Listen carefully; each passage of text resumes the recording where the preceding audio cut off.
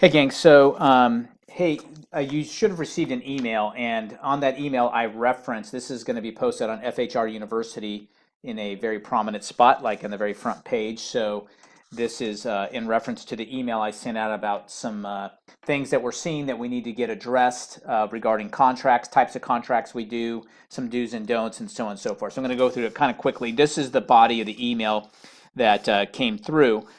First of all, let's start with number one. These are some things that we just need to tidy up. I want to make sure you're clear on, and I wanted to be able to do it verbally as well as in writing. So if you have any questions, hopefully this will clear it up. Number one, any assignable contract must be discussed and clear before all parties sign the contract. I do say many times once it's explained, I still will allow it, but they need to be run by me. Assignable contracts are generally, depending on the type that they are okay. What we're trying to avoid is what we call a wholesaler's contract. It's an A seller selling to a B buyer who then tries and flip that property before they even purchase it and assign the contract and make money doing so to the eventual C buyer. There are instances where we would allow that, just depending on who we represent in the A to B to C scenario.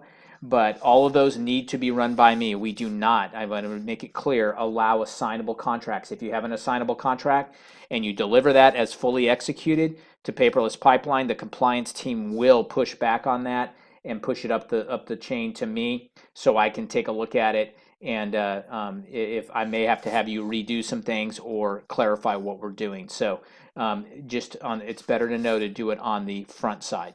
Okay, number two, no lease option, lease purchase contracts will be executed unless prior approval by Bob McDougald. I know many times people are promoting these. A lot of times people do not understand lease option, lease purchases. Basically, the answer is going to be no if there is non-refundable money involved, and many times they do. And trust me, you'll get pushback from other realtors or even realtors within our own company trying to claim that I just don't know what I'm talking about. Every enlightened person in the world would accept a lease option, lease purchase. The answer is I'm very enlightened. I've done more lease option and lease purchases than those people will ever dream of doing, and understand fully the ability to do them and how they could work, and also the ramifications if things go wrong. I'm not going to, in a nutshell, there are things that I can see further down the road that many people can't, or some potential scenarios that would make these things go very, very badly for the potential tenant slash wanting to be buyer, and that's where that's going. I will record a separate class that will be on FHR University. Well, you know what? Let's cover it now. I'm going to cover it all in one fell swoop since I got you. All right, so here's why I don't allow lease options with a non-refundable deposit. Typically, a lease option is written so that you got a buyer who wants to buy but can't, for some reason, get financing today. They've got to show more tax returns. They need to show better credit. They need to save up some more down payment, whatever the case may be. Yet they want to lock in the price today on a property, or they want to get into the property so they can start living there, fixing it up, start living there so their kids can get in the right school district. A myriad of reasons. I get the reasons why. All right. Now, for a seller to want to do this, he would have to do it. They would want to do it only if there is some skin in the game, if you will, and that usually comes in the form of non-refundable money. Let me give you a typical scenario.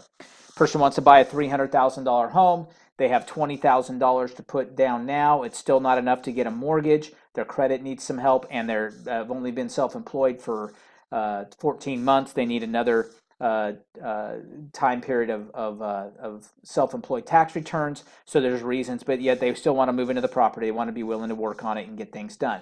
All on the surface sounds like a logical reason, right? Normally what happens is they want to put that $20,000 down. The seller gets that money. Sometimes the seller gets all of it. Sometimes the seller gets half, and the real estate agents get half of their commission from that $20,000 as well. On the front side, these are the things I do not allow, because here's why. Could be going well. I mean, everybody could say that the tenant fully understands. They're signing off saying that it's non-refundable. I get that. However, I've also been in court where the judge has said, yes, Mr. McDougald, I understand that they've signed off 6 times saying it's non-refundable, yet you're a real estate agent, you do this every day. They're just this, poor little buyer who didn't really understand what they were signing, and now they've lost their 20 grand and it wasn't their fault. So here's how that could happen, right? Let's say it's a 2-year option that they start renting the property for $2,500 a month, and anytime during the 2 years they can get financing and buy it from the seller. Seller again has already got $300,000 purchase price, already has $20,000 of the money, all right, in their pocket, already spent, by the way, all right. So then we go flash forward 14 months into this thing. The buyer has done everything they're supposed to do. They've lived in it. They kept up the property. When the AC broke, they fixed it themselves because they're living in it like they're the owner. Everything's going along fine. They're paying rent as promised. Then they go and get their mortgage. Mortgage company, lender says everything's thumbs up. They go to get the appraisal, and the house appraises for $272,000. Now, the lease option agreement says that if the property does not close for any reason, the money is lost. The 20 grand is lost. The buyer/tenant says, well, wait, that doesn't apply if it's not my fault. Like, I can't control an appraisal, which they can't. Neither can the seller. Yet, who's going to get blamed? It's going to be us, all right? And we're going to get blamed because they put up 20 grand. They did what they were supposed to do. They were complying with all that they needed to comply with, cleaning up their credit, providing more tax returns, everything else. Yet, the house didn't appraise, so it can't close, and they can't come to terms on the difference on price. And the seller says, too bad, I've already spent that money. It's gone. It was non-refundable. And they're going to, trust me, all right, they're going to get an attorney that's going to point the finger at us as the agent for not having seen down the road. So no non-refundable money. Here's the other situation. 14 months into it, buyer's doing all they're supposed to do. Everything's hunky-dory. Everybody's doing as planned, paying rent, fixing things. Everything's going along. They're getting ready to talk to their lender about financing, and they get a knock on the door, and the person at the door says, their hand behind their back, and says, are you Mr. and Mrs. Smith?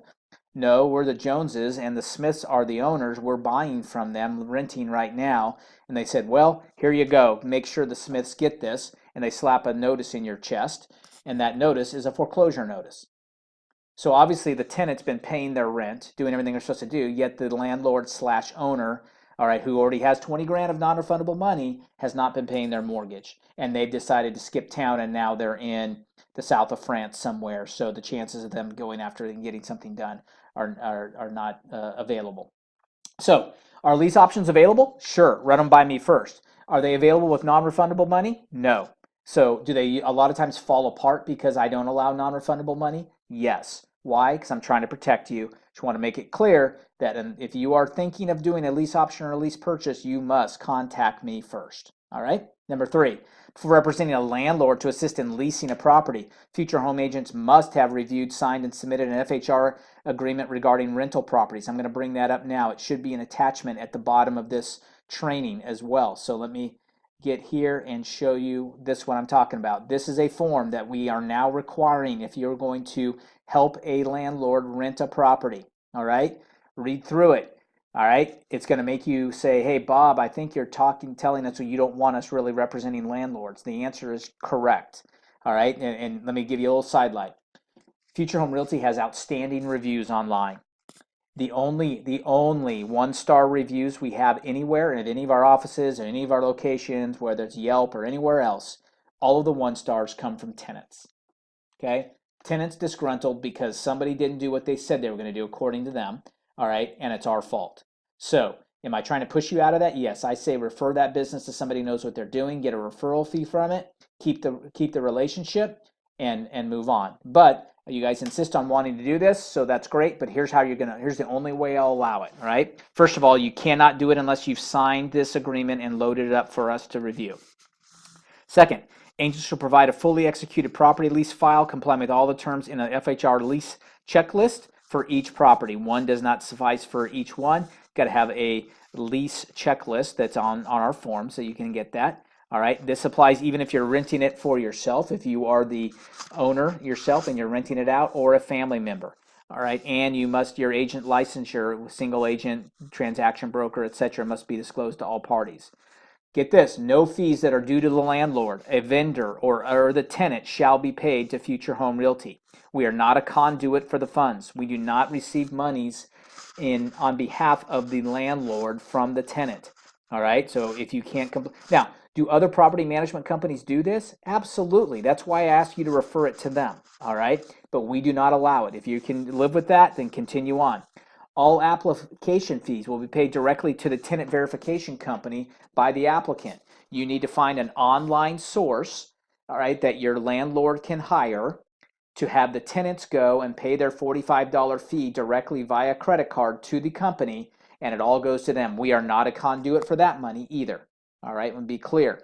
And you don't need to make an application fee on top of, like I'm going to make an extra $50 for processing the application. No, because you're not processing the application. All right, it's paid direct. There are online companies that do this. Well, that's a hassle. I really don't. I know. I'm trying to drive you out of this business. All right, out of the business of doing leases. All right. Okay. Let's see. All tenant, here's a big one. All tenant approvals and disapprovals will be made by the landlord only. Future home agents shall not provide an opinion of the creditworthiness of an applicant. These landlords need to look at that report that they get from the credit reporting company or the application company and make their own decision. You do not say, well, they look pretty good, or oh, they or I did. None of your business, not your job. You are not qualified to make an opinion of the creditworthiness of an applicant, because as soon as you say they look great and they don't make their third rent payment, we get blamed. I'm just here to tell you. Well, will other companies do that? Yes, refer it to them. You can hear me say that a lot, by the way. All repairs will be paid directly from the landlord to the vendor. You are not a conduit for this. You do not go and get repairs made and get reimbursed from the landlord. All right? The landlord hires the vendor. The landlord pays the vendor, period. Landlord shall maintain possession of and responsibility for the tenant's security deposit. We do not hold it. It is not held by the security deposit, not held by us, not payable to us. It's payable to the landlord directly, and it's the landlord's responsibility to keep it, maintain it, and release it when need be. Lease commissions due to Future Home Realty when FHR represents the landlord shall be paid only from the landlord. We do not receive our commission from the tenant. A lot of times agents are saying, oh, but the first month's rent is my commission, so instead of making the first month's rent payable to the landlord, just make it payable to Future Home Realty. No, we've been audited on this. This is the one thing that we're cleaning up. We do not allow that the entire amount of money needs to be paid to the landlord. Then the landlord needs to turn around and pay us our commission for renting the property. Okay, and it has to match. The check that we get that from has to be the name that's designated on the landlord of the lease. If Future Home Realty is representing a tenant, so let's say we're representing a tenant, then we still require a complete tenant file, all right, that is required, and the commission check must be made payable to Future Home Realty from the other listing brokerage. So if there's another company listing the property for rent and you get a fee for doing that, if it's a commission, we must have a complete listing file and the check must be made to Future Home Realty. If Future Home Realty is referring the tenant, if they say that you should pay a referral fee, then we still need a referral acknowledgement from our company to their company or from them to us saying that they're going to pay us $100. See, what has to happen is if I receive monies payable to Future Home Realty, I have to prove where they came from and what activity we performed to earn that money. All right, so I want you to be clear on that. And lease commissions will require a separate lease commission check request. It's obviously like a DA for a lease commission. Again, we are not allowed to represent a tenant or a landlord unless you have this on file with us, a current one on file. All right, so no excuses. You have this training to refer to as well as the email that I'm sending back out. All right, so let's go back now to the next page. Future Home Realty agents shall not perform property management services for any client without prior approval by Bob McDougall, period. That's the ongoing monthly. I have another form, but if you think I'm encouraging you not to be in the rental business, I'm really encouraging you not to be in the property management business. Refer that business out. Agents that are not taking a commission on a transaction are still required to provide a complete paperless pipeline file prior to closing, and we still are owed our fee. Just because you decide not to do it, you're doing it for a friend or you're doing it for yourself. I need a file if our name is attached to a transaction. 6, agents that are buying, selling their own personal property are still required to provide a complete paperless pipeline file to closing, and the fee shall still apply. It's only $25 if it's your primary residence. We allow one sale and one purchase of a primary residence each year from you as an agent. We only charge you the $25 for the E&O coverage. All right, but if it's an investment property you're buying for yourself or selling an investment property, it's not a primary residence, you still owe us the $250. And even if it's not going to show up on the HUD, we need that paid and we need a complete file. Number 7, agents are not to give the title company our commission request as a DA. There are two different things. A disbursement authorization is a letter signed by me that you get back after your file is complete. Part of your file, though, is a request or a commission request document for a DA. We've had some agents that have provided those to the title company saying, here's my DA. It is not. That's your request from me for a DA. I create the DA, Maureen in my name, and the other compliance people create the DA, get you that, and it has my signature on it. The commission request is not the DA, and you don't provide that to the title company. Agents are to upload the signed final settlement statement after closing the paperless pipeline. Don't send it in with the check. You can, but it's not our job to upload and scan that. You have to scan and upload the final signed HUD after closing. All right, don't send it to us. It's not our job to scan it and upload it. Number 9, agents need to use their key card for security purposes. This is just housekeeping, particularly in the West Chase office, but it applies to all the offices. All right, we're growing. All right, and not all of our admin staff know every agent. And if you haven't been to the office in a while and you forgot your key card, forgot you even had a key card, right? If we don't recognize who you are, we're not obligated to let you in due to safety concerns. All right, we don't want people just knocking on the door and saying, let me in, and have nefarious intent on their mind. All right, so if you need to get into an office, even if someone's in there. Now, if you're in an office and someone comes and they don't have their key card, you have every right, this is my proof, your proof that you have had me said this, that you can deny them access if you feel so, that say, hey, look, you need to have a key card because only authorized people are allowed in the office. All right, hopefully this explains this. Again, I put these items in a short PDF of this. Will be on FHR University as well. If you do have any questions, reach out to this is my email directly. Do not do the reply to the email because that one is not monitored. And by the way, keep cranking out the deals. You guys are doing great. The reason we have these issues because you guys are out there doing a lot of business, and that's great. We're happy to do that, but we just wanted to clean these things up. All right, if you have any questions, let us know. All right, talk to you soon.